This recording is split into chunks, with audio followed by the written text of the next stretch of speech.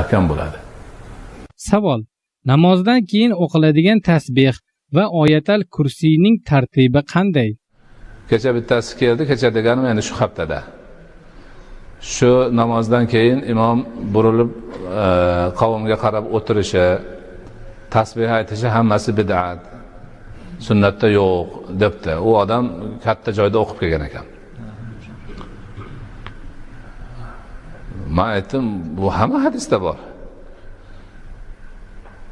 Qaysi hadis kitobini ochib namozdan keyingi duo degan bobini qarasangiz, hammasida bor. Rasululloh akram alayhisolatu vassalam har namozda qilganlar buni.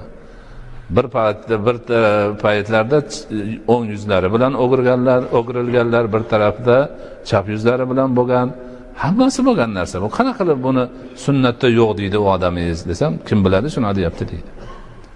Bu bid'at.